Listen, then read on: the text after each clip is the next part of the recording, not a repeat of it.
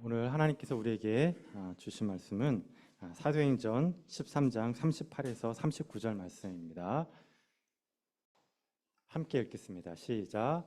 그러므로 형제들아 너희가 알 것은 이 사람을 힘입어 죄사함을 너에게 전하는 이것이며 또 모세의 율법으로 너희가 의롭다 하심을 얻지 못하던 모든 일에 이 사람을 힘입어 믿는 자마다 의로움을 얻게 이것이라.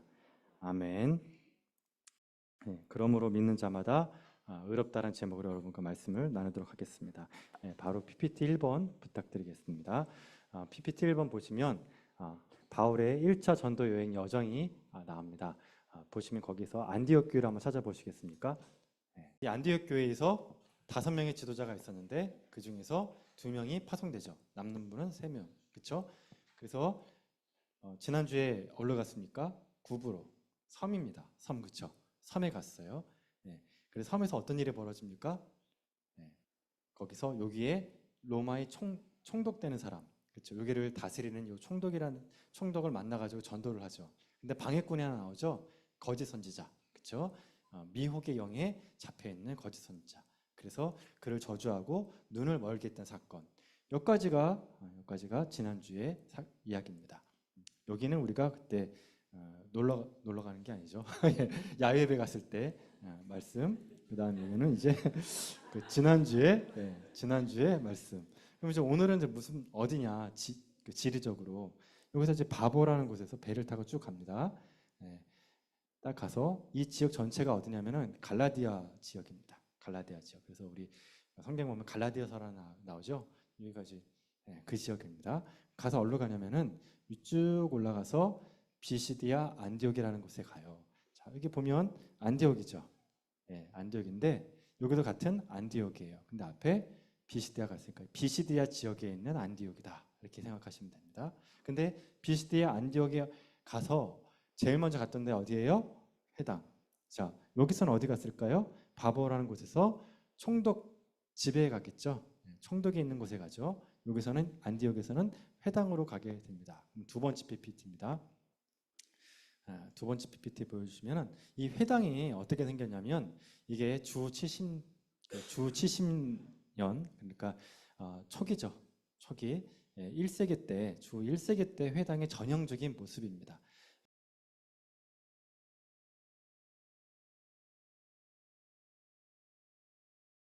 이게 보면 이 사이즈를 딱 보십시오. 사람 크기가 이렇게 있잖아요. 사이즈가 어때요? 크기가 작죠? 아마 우리 교회 정도 될 거예요. 우리 교회 정도 크기가. 그러니까 당시 회당의 전형적인 모습이에요. 최근에는 이게 조금 더 기둥이 늘어나서 좀 더 넓어 보이긴 하는데 이게 과거는 이 정도였다. 그러면 여기에 의자가 뭐냐면 이렇게 앉는 거예요. 삥 둘러서 앉는 겁니다. 그러면 요 가운데에 뭐가 있냐? 가운데 여기에 이제 크게 이렇게 여러분 그 성지순례 가면 베드로의 집이 나와요. 거기에 베드로의 회당이 나오거든요. 거기에 보면 이런 반석 같은 게 하나 나와요. 이 위에다가 뭘 하냐면은 이렇게 토라 하나님의 말씀 올려놓고 읽는 거예요. 그럼 여기에 무슨 장롱 같은 게 하나 있죠?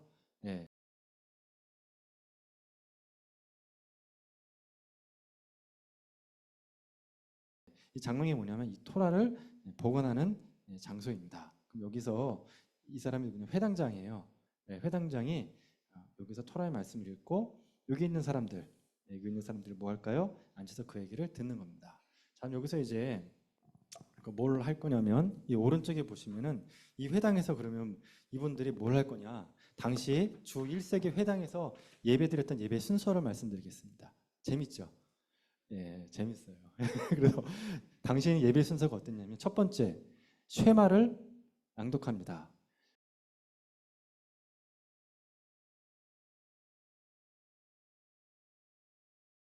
우리 주보에 보시면 맨 처음에 뭐부터 하죠? 묵상 기도드리죠. 그다음 뭐 하죠? 사도 신조하죠.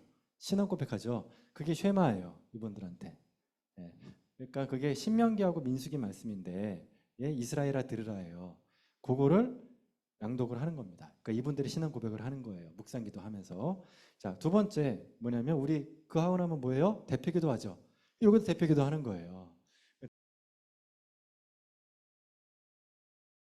대표기도 인도자가 하고, 세 번째, 그 다음에 뭐 합니까? 우리 성가대 없어요, 여긴.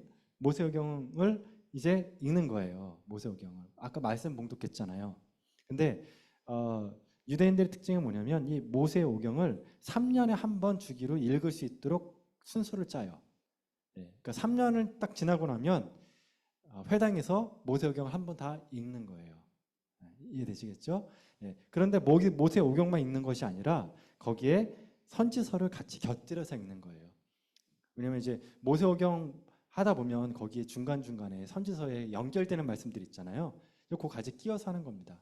물론 선지서만이 아니라 뭐 시편도 있고 그 밖에 이제 말씀들이 있겠죠. 근데 주로 모세오경과 예언서 중심으로 읽었다라는 겁니다. 자, 그러면 그게 끝나고 나면 뭐냐면은 우리로 따지면은 해석 및 설교인데 우리로 따지면 이제 설교예요, 설교. 보통은 이제 회당장이 이 본문 말씀을 읽었잖아요.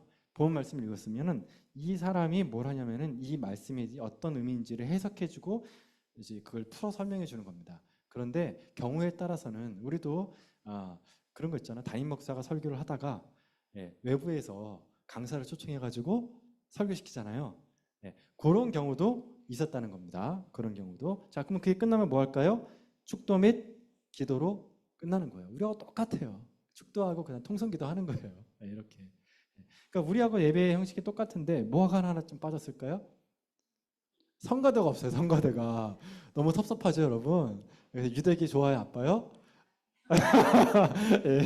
공식적으로 얘기하면 안 돼요. 하여간 성가대가 빠졌다. 그러면 여기 성가대 기능이 있어요. 이게 뭐냐면 성가대 기능이 이게 쉐마 낭독할 때나 이 낭독할 때 낭창이라는 개념이 있습니다. 나중에 제가 이 부분에서 교회 음악이 어떻게 발전했는지에 대해서 설명을 드릴게요. 이 낭창이 여기서 그 템포하고 리듬이나 이런 것들을 섞어가지고 말씀을 읽을 때 여러분 그 아랍 사람들이 이러잖아요. 뭔 소리인지 모르겠지만, 그게 그 중동 지역의 전통이에요. 읽기, 읽기, 성문서 읽는 전통이에요. 그러니까 유대인들도 그런 식으로 낭창을 했었어요.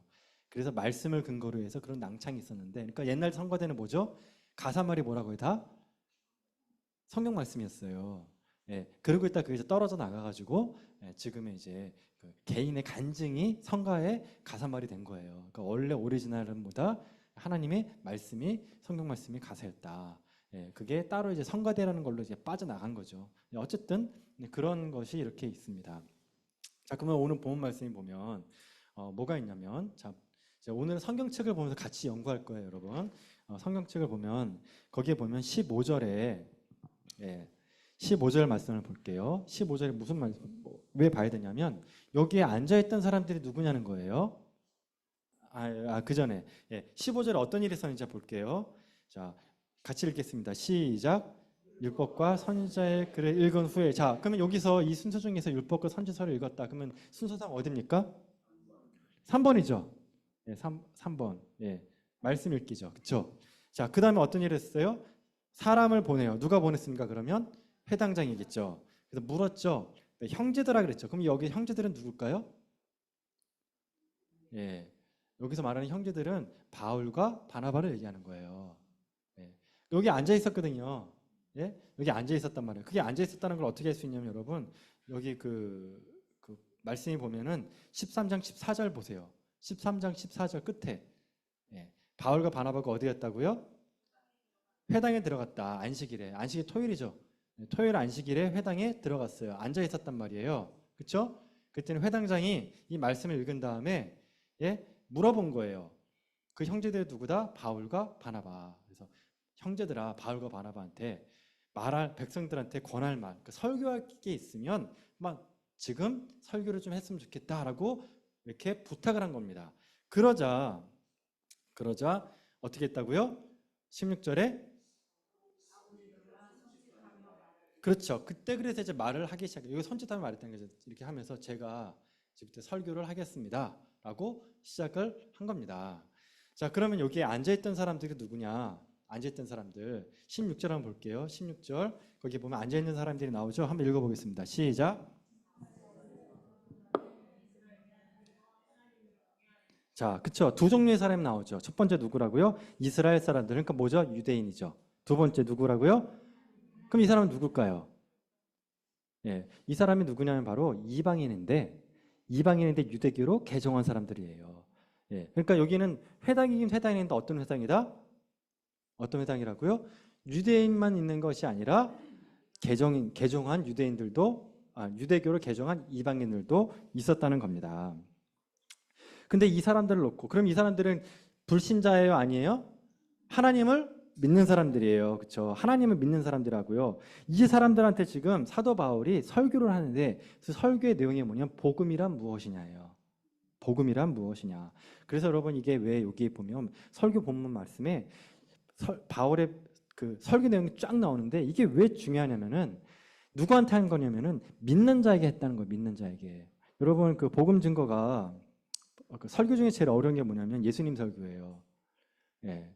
예수님 설교도 뭐 한 주 이틀이지 365일 계속해서 예수님 설교하는 게 쉬운 일이 아니에요. 그렇죠? 예.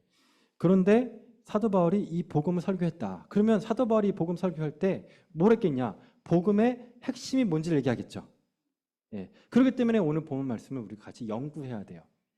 여러분, 복음 설교할 때, 전도할 때 제일 어려운 사람이 누굴까요? 제일 어려운 사람. 예수님 믿는 사람일까요? 안 믿는 사람일까요?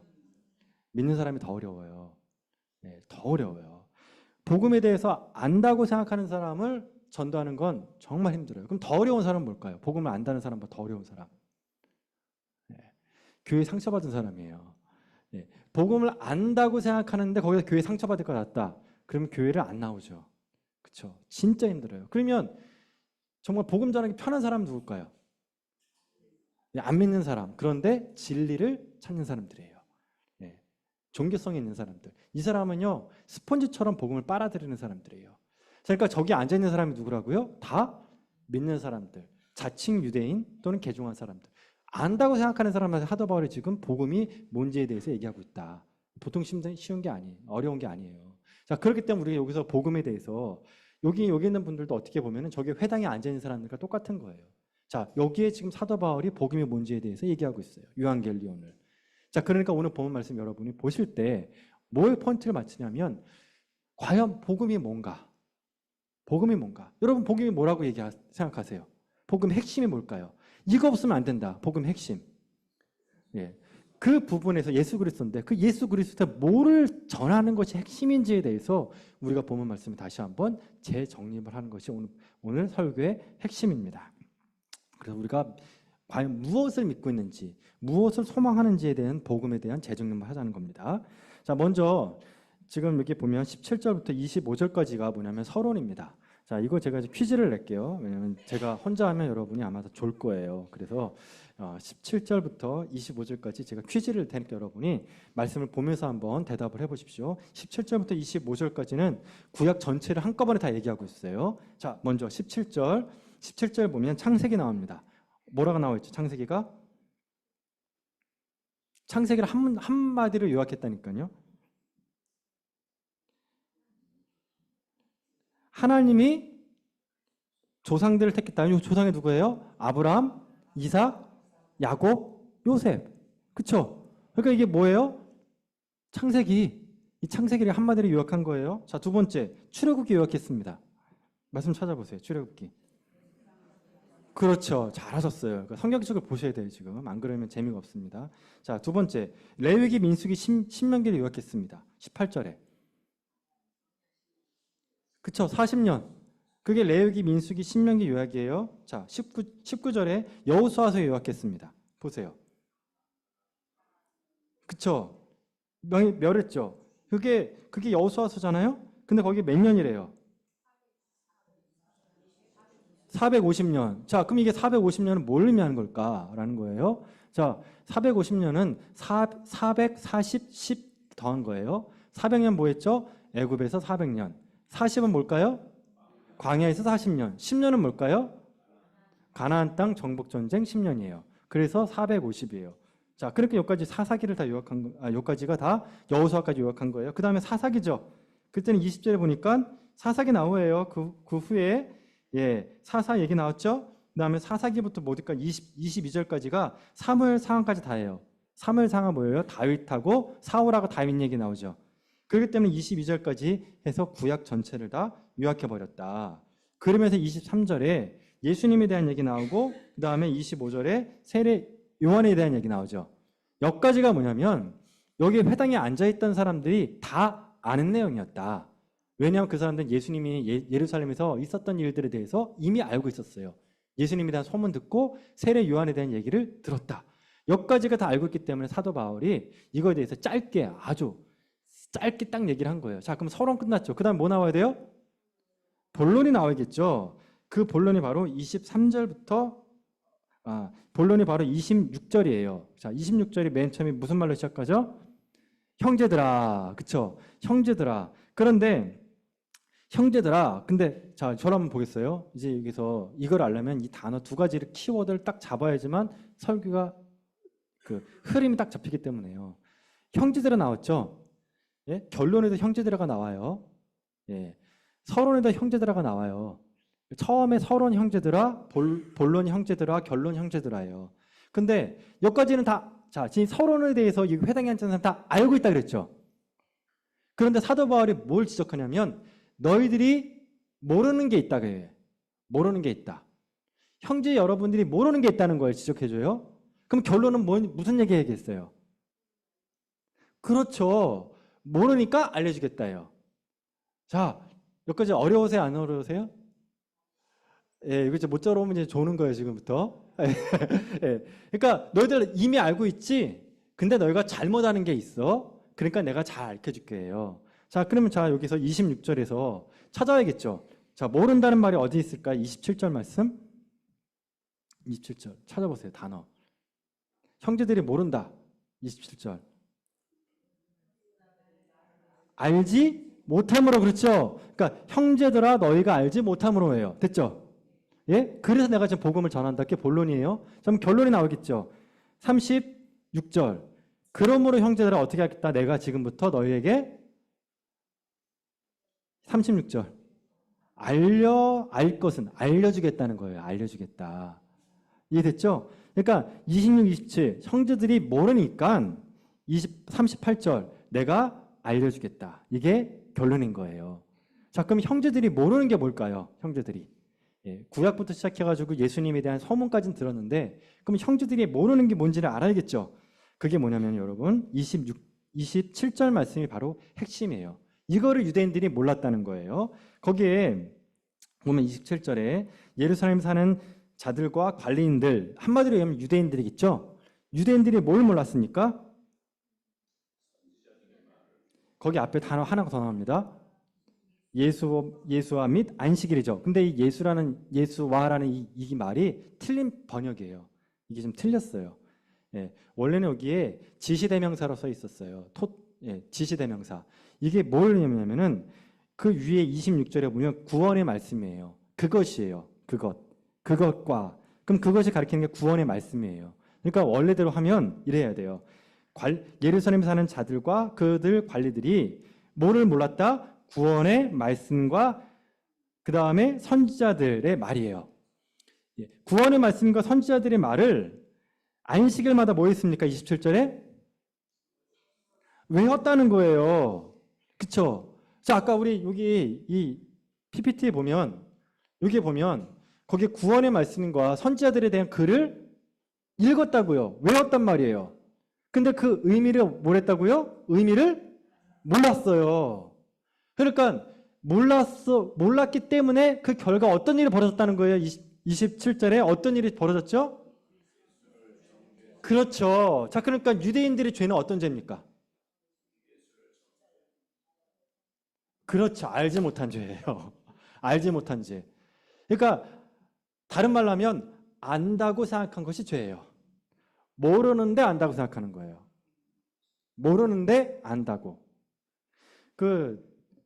제가 이제 어저께 저희 자녀하고 이제 여러분 좀 머리를 리프레시 해야 될 것 같아서 제 자녀가 그러는데 상담을 했어요. 성적 가지고 얘기를 좀 하다가 이제 어드바이스를 해줬습니다. 뭐냐면 너가 지금 선행을 하고 있는데 그게 너가 성실하게 그 선행 공부를 하는 게 좋은 게 아니다. 이유는 뭐냐면 성실하게 하지 않으면 그러면 어설프게 알면 나중에 제대로 모른다.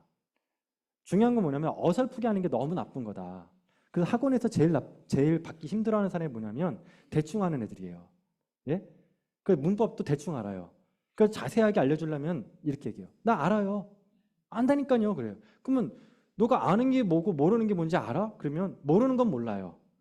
그냥 아는 것만 안 돼요. 그러니까 선생님이 수업을 하잖아요. 그럼 다 한대요. 시험을 보면 어때요? 다 틀려요. 왜 그럴까요? 본인이 모르는 게 뭔지를 모르기 때문에 그렇다는 거예요. 성경도 마찬가지예요, 여러분. 성경도 여러분 우리가 신앙생활을 오래 하면 어떤 일이 벌어지냐면 다 안다예요. 성경책 딱 열면 다 알지 뭐 그거 그 뜻 아니야?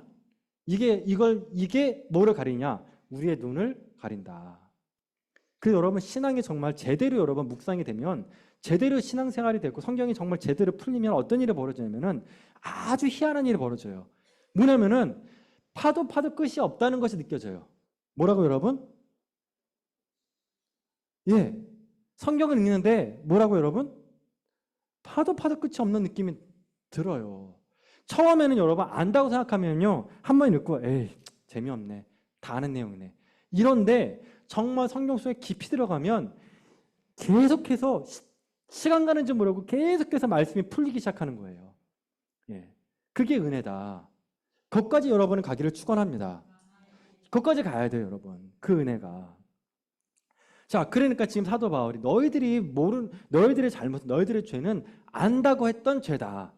사실은 모르는데 그거예요. 자, 그러면 그 무지에 의한 죄로 인해서 예수님을 어떻게 했다고요? 정죄했다. 그런데 그 정죄한 또 여기서 역설이 일어나요. 정죄했죠. 근데 역설적으로 또 어떤 일이 벌어질까요? 27절에 예언의 말이 응하게 됐죠. 이게 또 역설이에요. 유대인들이 잘못을 했는데 그 잘못한 결과 어떻게 됐다고요? 예언이 성취가 된 거예요. 이거 놀라운 일이죠. 예. 그러니까 뭐예요? 하나님은 여러분 선한 것만 쓰십니까? 아니라는 거예요. 뭐도 써요? 인간의 잘못도 쓴다. 이게 참 놀라운 일이에요, 여러분. 하나님은 우리가 잘한 것만 쓰는 것이 아니라 우리의 죄도 잘못도 어떻게 한다? 선용해서 쓰신다. 선용해서 쓰신다는 거예요. 그래서 여기 보면 그래서 응했다는 거예요. 자, 그러면 여러분 유대인들이 예수님을 정죄했죠. 그래서 예수님을 죽였잖아요. 어디서 죽였죠? 어디에서? 십자가에서 죽였잖아요. 그렇죠? 그런데 왜 십자가라는 단어를 찾아보세요, 여러분. 29절에. 29절 찾아보세요. 십자가라는 단어가. 십자가라는 단어가 없죠. 그러면 왜 나무라는 단어를 썼을까요? 여기에 앉아있는 분들이, 저 회당에 앉아있는 다 전통 유대인이고 성경을 아는 사람이기 때문에 나무라는 단어를 쓴 거예요. 왜냐하면 나무라는 말이 어디 나면 신명기 21장 23절에 나오는데 그게 뭐냐면 어떤 말이 쓰냐면은 나무에 달린 자는 하나님께 저주를 받았습니다. 이런 말이 있어요. 다시 뭐라고요? 달린 자는 하나님께 저주를 받았나니. 그러니까 나무에 달렸다는 뜻은 뭘 뜻한다고요? 하나님의 저주를 받은 거다. 여러분 성경 구약에 보면 나무에 달려 죽은 사람들이 나와요. 구약에, 신약이 아니라. 대표적인 게 뭐냐면 여호수아에서 나오는데 여호수아에서 전쟁을 해가지고 거기에 연합전쟁을 해가지고 적군을 다 이깁니다. 그래서 거기 가나안에 연합해가지고 그 5명의 왕들이 나오는데 이 5명의 왕들을 어떻게 죽냐면 나무에 달아 죽여요. 그 다음에 또 하나, 나무에 달아 죽인 사람이 또 하나 나와요. 바빌론 포로 때 나무에 달아 죽인 사람이 있어요. 누굴까요? 예? 하나님의 백성을 죽이려고 하다가 실패해가지고 나무에 달려 죽은 사람이 나와요. 예. 하만. 예. 하만이 이스라엘 백성을 죽이려고 했잖아요. 그러다 그게 반전이 돼가지고 어떻게 해요? 본인이 그 나무에 달려 죽죠. 공통점이 뭐예요? 공통점이 하나님을 대적한 자. 하나님을 대적한 자. 그렇기 때문에 여러분 구약에서 나무에 달려 죽은 사람은 뭐다? 하나님의 백성이 아니에요. 또 하나님을 대적한 사람이에요. 그리고 그래서 하나님께 저주를 받은 사람만 어디에 달려 죽는다? 나무에 달려 죽는다. 우리 법에서도 여러분, 몸으로 때우는 거나 돈으로 때우는 게 있지만 제일 이제 무거운 형벌이 뭐예요? 감옥에 들어가는 거죠. 평생. 그렇죠? 무기징역. 그럼 더 센 게 뭐죠? 사형이죠. 그러니까 성경에서 내릴 수 있는 최고의 형벌은 뭐였다? 나무에 달려 죽이는 죄였어요. 이게 최고의 형벌인 거예요. 그러니까 그렇게 죽으면 그 사람은 뭐냐면 인간으로서 지을 수 있는 죄를 지은 것뿐만 아니라 하나님께 범하지 말아야 될 죄를 졌기 때문에 저 사람은 뭐다? 하나님께 심판받아 저주를 받은 사람이라는 것이 바로 나무의 죽음이라는 거죠. 그러니까 예수님이 어떻게 됐다고요? 하나님께 뭐 받았다? 저주받았다. 자, 그러면 여러분 제자들이 볼 때 예수님은 뭐예요? 메시아죠. 근데 예수님 나무에 죽었어요. 그러면 제자들은 알아요, 몰라요? 신명기 말씀 알잖아요. 그렇죠? 그러면 예수님이 십자가에 다가 죽었으니까 그러면 결과적으로 제자들은 어떤 생각 갖고 있어요? 예수님이 하나님께 저주를 받았네? 맞아요, 틀려요? 맞다고요. 제자들이 그렇게 생각할 수밖에 없는 거예요. 유대인들은 그렇게 생각할 수밖에 없어요. 말씀에 따라. 그렇기 때문에 유대인들의 지도자들이 예수님이 십자가에 이제 빌라도가 풀어주려고 그랬더니 백성들이 뭐라 그래요? 십자가에 못 박아라. 십자가에 못 박아라 그러죠. 왜 그러냐면 저 사람은 유대인이 아니다. 하나님을 대적했다. 저주를 내려야 된다. 하나님의 저주받은 자라고 그렇게 얘기한 거예요. 그러니까 뭐예요? 아까 얘기했던 대로 정죄했다. 아까 그 말씀에 정죄했다는 유대인들이. 예수님을 뭐라 정죄했다? 심판했다. 유대인들이. 예수님은 하나님의 저주받은 자라고 유대인들이 판결을 내렸다는 거예요. 여기까지 따라왔죠? 예? 그런데 문제는 뭐냐면 그러면 정말 예수님이 하나님의 저주를 받았냐는 거예요. 근데 그게 또 반전이 일어나죠. 그 반전이 뭘까요? 한번 말씀을 보겠습니다. 30절 말씀 같이 한번 읽어보겠습니다. 시작. 이게 반전이라는 거예요. 나무에서 죽은 자는 하나님의 저주를 받은 자인데 하나님이 어떻게 했다고 예수님을요? 자, 그럼 하나님이 인간이 판단했잖아요. 그렇게. 인간이 정죄했잖아요. 그런데 하나님이 어떻게 했다고 그 판결을 뒤집은 거예요. 뭐로요? 살린 걸로. 죽을 죄를 졌다 안 졌다? 안 졌다는 거예요. 그러니까 부활은 뭐의 상징이에요, 여러분? 죄 없음의 상징이다.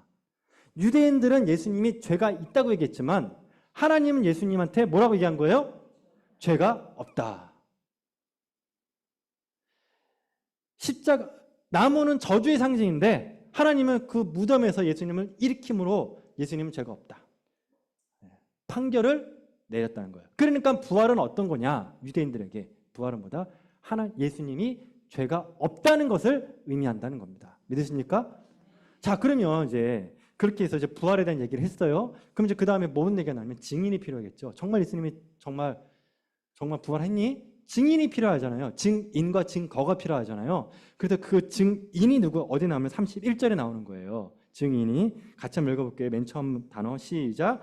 갈릴리로부터 예루살렘이 함께 온 한 사람들이, 그렇죠? 이 사람들이 뭐라고요? 증인이다. 예, 이 사람들이 예수님을 봤다는 거예요. 그럼 여러분 사도 바울은 봤어요, 못 봤어요? 봤죠. 다메섹 도상에서. 그렇죠? 예. 근데 본인은 거기 빠져 있어. 갈릴리 사람이라고만 얘기해. 왜 사도 바울이 이런 얘기했으면 사도 바울이 다메섹 도상에서 봤던 거는 단체로 봤습니까? 개인이 봤습니까? 그러면 만약에 유대인들이 봤을 때 너 같이 봤니? 혼자 봤니? 혼자 봤는데요? 그럼 뭐라고 얘기할까요? 에이, 너가 꿈꾼 거야. 너가 정신이 잠깐 안 좋았던 거야. 라고 얘기할 수 있겠죠. 근데 여러분 어때요? 갈릴리 사람들은 예수님을 혼자 봤어요? 같이 봤어요? 그쵸? 다락방에 있을 때 왔잖아요. 그쵸? 그리고 예수님이 부활할 때 제가 영화 중에서 정말 전율을 느꼈던 영화가 있어요. 예수님 영화 중에서. 그게 뭐냐면 예수님이 승천하는 장면이었어요. 저는 예수님이 부활했던 그 장면 있잖아요. 부활했던 장면도 정말 그 영화에서 그 도마가 손가락을 이렇게 예수님 여기다 이렇게 딱 집어넣을 때 있잖아요. 전율이 오더라고요. 놀라운 거예요. 그런데 제가 더 놀랐던 게 뭐냐면은 예수님이 승천하려고 이제 산에 올라갔어요. 제자들이 다 모였어요, 거기에. 막 수십 명, 수백 명이 모인 거예요. 그런데 예수님이 거기에서 싹 올라가는 거예요. 예? 여러분, 죽음을 보지 않고 올라간 사람이 있었죠, 구약에서. 근데 그 사람 못 타고 올라갔어요. 불병거. 근데 예수님은 못 타고 올라갔어요. 굴은 다 안 탔다니까요. 이게 예수님은 선어공이 아니세요, 여러분. 예. 구름이 이렇게 나와가지고 아니라니까요. 제가 그거 봤으면 이 구름을 탔구나. 이렇게 그게 아니라니까요. 성경 그런 말 없어요. 아니 예수님이 올라가는데 어떻게 올라가요? 그냥 올라간다니까요. 그냥 올라가요. 저 그거 보고 너무 이상한 거예요. 이렇게 쭉 올라가요. 쭉 올라가면 여러분 그 제자들이 그걸 봤을 때 여러분 기분은 어땠을까 여러분? 예? 쭉 올라가는데 계속 작아 보이다가 성경 보니까 어떻게 했다? 구름 속으로 사라지더라. 제자들이 계속 넋놓고 있는 거예요. 아마 어떤 제자라면 침을 흘렸을 거예요. 너무 황당해가지고 침 질질 흘리면서 그냥 안녕이라고 해야 될지 뭘 해야 될지 모르는 그런 황당한 상황이에요.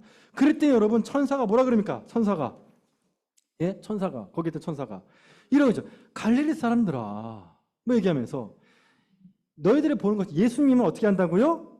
하늘로 가신 대로 그대로 오리라 그랬잖아요. 그대로 오리라.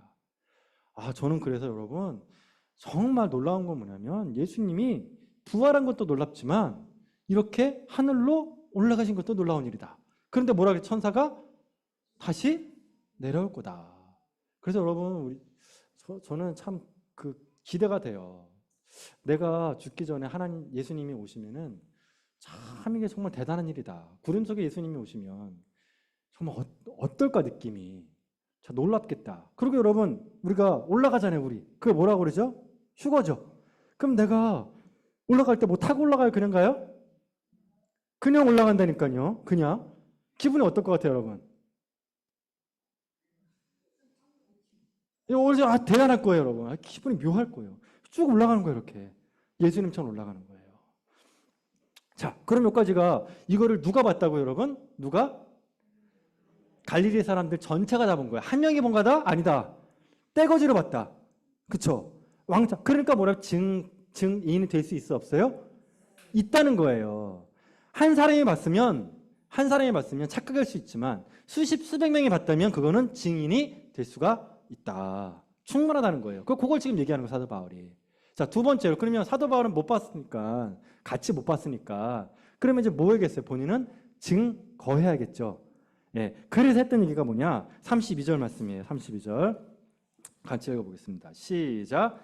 우리도 조상들에게 주신 약속을 자, 그럼 근데 우리는 누굴까요?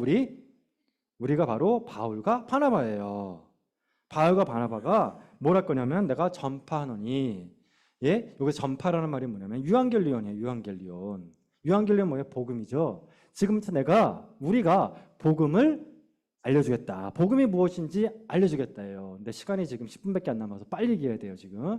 그러니까 지금 여러분 조금 더 집중력을 발휘해 주시기 바랍니다. 그러면 전파하는 이 복음이 뭔지에 대해서 얘기하겠죠. 지금부터 유앙겔리온이. 그럼 복음이 뭐냐? 사도 바울이 얘기한 거 복음이 뭐냐? 그게 뭐냐면 세 가지 본문을 제시해요. 세 가지 본문. 그게 뭐다? 보니까 자, 저랑 보세요. 따라하세요. 메시아는 썩음을 당하지 않는다. 뭐라고요? 죽지 않는다. 썩음을 당하지 않는다. 부활한다는 거예요. 그거를 구약에 있는 말씀과 연결시켜요. 유대인들한테 여러분 유대인들이 예를 들어 이런 거예요. 예수님이 유대인들 입장에서 구약에서 예언했던 그 메시아가 만약에 온다면 우리가 메시아인지 아닌지 알 수 있어야 될 거 아니에요. 판단 기준이 있어야 될 거예요. 그게 뭘까요, 여러분? 유대인들 입장에서. 이게 여러분 2000년 전 유대인과 현재 있죠. 지금 이스라엘에 살고 있는 유대인들도 똑같은 기준점을 가지고 있어요. 메시아가 온다면 반드시 이것이 있어야 된다는 게요. 이게 2000년부터 지금까지 변함이 없어요. 그게 뭘까요, 여러분? 메시아면 반드시 이걸 해야 된다. 이것이 메시아임의 증거다. 뭘까요, 여러분? 한번 생각해 보세요. 그게 뭐냐면 메시아가 오면 다윗의 왕국을 다시 회복할 거예요. 이스라엘의 나라를 회복한다는 거예요. 그게 뭐냐면 주권과 영토를 회복한다는 거예요. 다시 뭐라고요? 누가요? 메시아가. 지금도 이스라엘 유대인들은 요거를 기준점으로 삼고 있어요. 유대인이 오면 이스라엘 다윗 왕 때 있었던 그 영토와 그 다음 주권을 회복할 거다. 자, 근데 예수님이 왔을 때 주권이 회복됐나요? 안 됐나요? 로마의 식민지에서 회복이 안 됐어요. 그러니까 유대인 입장에서는 그 예수님이 어떤 분이다? 메시아가 아닌 거고, 지금 유대인도 예수님 유대인이 그 메시아가 아닌 거죠. 근데 그 주권은 나라의 주권이 아니었으면 나중에 알겠죠. 그건 나중에 이제 다른 신학적으로 가는 거고, 중요한 건 뭐 그거예요. 근데 여러분, 유앙겔리온, 사도 바울이 전한 그 복음의 핵심은 뭘까요, 여러분? 한번 보세요. 아까 얘기했던 것처럼 뭐라고 제가 여러분 따라하게 했던 거? 썩음을 당하지 않게 한다. 34절 찾아보세요. 34절. 예. 뭐라고요?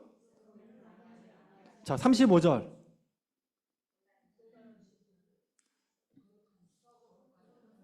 37절. 30절 썩음을 당하지 않게 하죠? 34, 35, 37절. 그쵸? 말씀이 본문 말씀이 3개 나오는데 그 모든 본문 말씀이 다 동일하게 결론이 뭐라고요? 그쵸? 그러니까 이 얘기예요. 아까 얘기했던 형제들아 너희들이 몰랐지. 메시아는 무조건 다윗의 왕국을 다시 회복하는 걸로 알고 있었잖아. 그게 메시아의 증거라고 생각했잖아. 그게 아니야. 내가 알려줄게. 복음을 알려줄게. 그게 뭔지. 그게 뭐라고요, 여러분? 부활이에요. 이게 오늘 말씀의 핵심이에요. 자, 그러니까 유앙겔리온 복음의 핵심이 뭐라고요? 부활. 그 부활은 뭐를 전제했어요, 논리상? 죽음. 그쵸? 부활했다는 거는 죽었으니까 부활했죠. 그래서 여러분 복음의 핵심은 뭐다? 부활이에요, 부활. 왜? 부활 안에 죽음이 있으니까. 다시요. 유앙겔리온 사도 바울이 전한 복음의 핵심 키워드가 뭐라고요, 여러분? 부활이에요. 다시 여러분 이거는 여러분이 오늘 말씀에 하나만 기억하라 그러면 이것만 기억하면 돼요. 유앙겔리온 사도 바울이 회당에서 이거 첫 번째 설교예요, 여러분. 1차 전도여행 때 이 설교를 했어요. 그럼 그 뒤로 사도 바울이 이 설교를 했을까 안 했을까요? 했다는 거예요, 여러분. 왜냐면 뒷부분에 사도 바울이 설교한 내용이 거의 안 나와요. 전도 때만 얘기가 나와요. 그러니까 이 설교를 사도 바울이 1차, 2차, 3차 전도여행 때 이런 설교를 했다 안 했다? 했다. 복음을 전했다. 그 복음의 핵심을 어떤 단어를 잡고 계속했다? 부활. 부활이에요, 부활. 그 부활에 대한 설교를, 그 부활이라는 핵심 단어를 38절 말씀에 그러므로 형제라 내가 너에게 알 것은 이라는 말로 다시 풀어 설명해요. 그게 뭐냐면 핵심 단어가 바로 38절에 죄사함이에요. 그래서 39절에 뭐라고요? 의롭다함이에요. 죄사함과 의롭다하심. 자, 다시 한번 저를 보세요. 자, 예수님이 유대인들이 왜 예수님을 나무에 달게 했죠? 죄가 있었다고 생각한 거죠. 그런데 하나님이 예수님이 죄가 없다라고 의롭다고 예수님을 선포했죠. 그게 어디에서요? 부활에서. 빈 무덤에서. 맞죠? 다시 유대인들은 예수님을 죄가 있다고 선언했죠. 그래서 어디다가 달았어요? 나무. 그런데 하나님은 예수님이 죄가 없다고 선언하셨죠. 그래서 그게 뭐다? 빈 무덤 부활이죠. 그렇죠? 이것이 바로 이 38절 39절 예수님을 믿으면 어떻게 된다? 죄사함을 받고 뭐한다? 의로운 게 되는 거예요. 의로운 거예요. 그러니까 우리는 어디서 죄사함을 받죠? 나무에서, 십자가에서. 자, 우리는 어디서 죄사함을 받는다고요? 십자가에서. 그럼 우리는 어디에서 의로움을 받아요? 부활에서. 부활에서. 우리가 부활한다는 건 뭐냐면, 우리가 부활한다는 거는 우리가 뭐가 됐다는 거예요? 의롭다 됐다는 거예요. 여러분은 예수님과 함께 2000년 전에 십자가에서 죽었습니까? 살았습니까? 죽었죠. 그럼 예수님과 함께 부활했습니까? 안 했습니까? 그렇기 때문에 여러분 죄사함을 받고 의롭다 하심을 얻은 거예요. 다시 여러분은 2000년 전에 예수님과 함께 죽었습니까? 그 아멘 하셔야 돼요. 이때. 여러분 예수님과 2000년 전에 예수님과 죽었습니까? 그럼 다시 부활했습니까?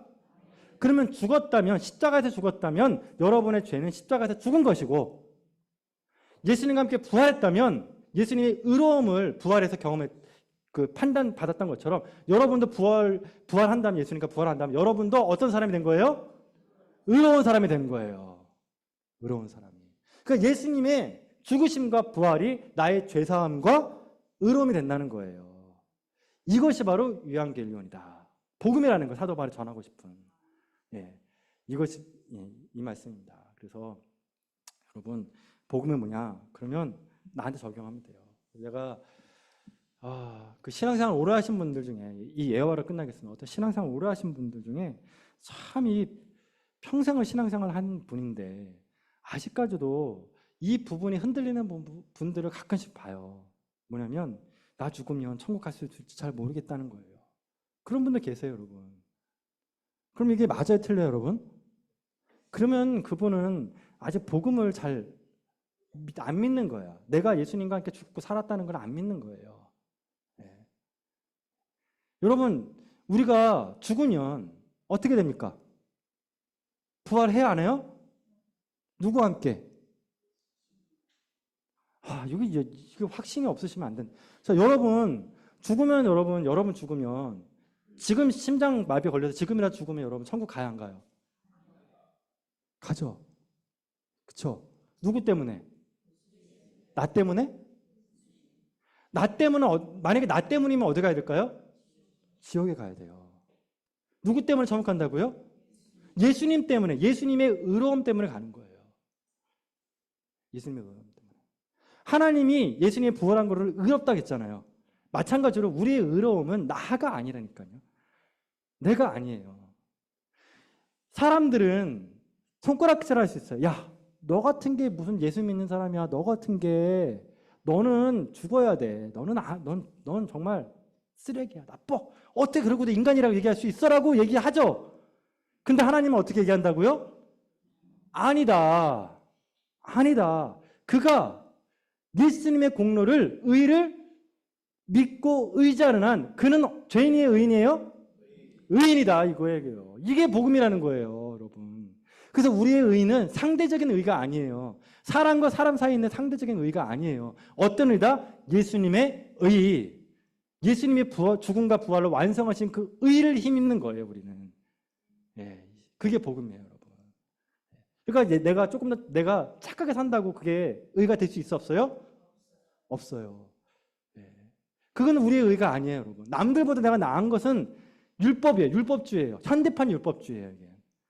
제가 주님, 저분보다는 좀 낫네요. 목사님들 중에 이런 분 되게 많아요. 주님, 저는 저 목사님보다는 좀 낫죠. 저는요, 죄를 안 짓잖아요, 주님. 적어도 저 사람만큼은 아니잖아요, 저는. 그나마 전 괜찮은 목사예요. 이게 뭐예요, 여러분?